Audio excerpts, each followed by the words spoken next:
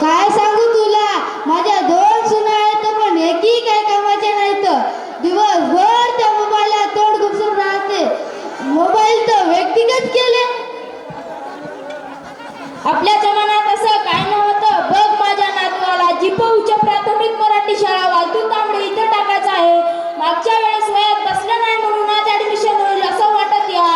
हे बघा ते चांगलं वाटत तुमच्या आणायचं. ते हनुमंतराव आणि मोठे दादा तुम्हाला माहिती आहे का? अरे बाबा काय काम काढलं होतं आमच्याकडं. हो मामा आम्ही तिकडे मुलगी बघायला चाललो. हो हो एकच काम करायचं, तुम्ही सरळ जा उजवीकडे वळा. सरळ जा तुम्हाला तिथे एक चौक लागन.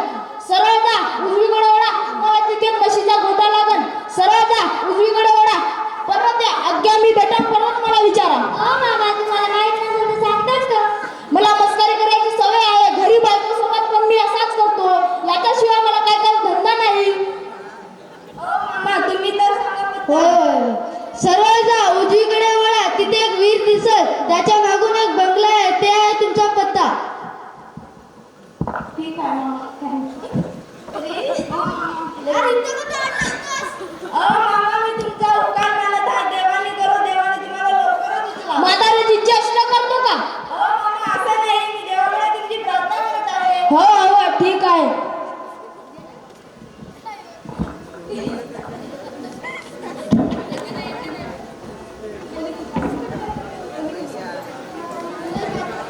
अरे लता मुरली आलं बघ एकट्याच घर.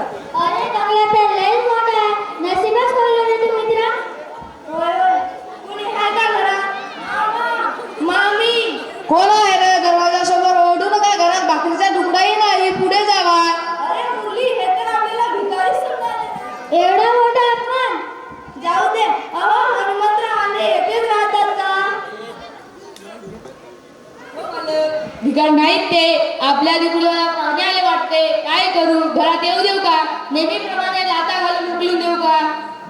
त्यांना स्नेहाग्राम मधलं पाणी पाजून बाहेरच बसव. तुम्हाला मालकाने उमऱ्यातच बसायला सांगितलंय. मामा नमस्कार.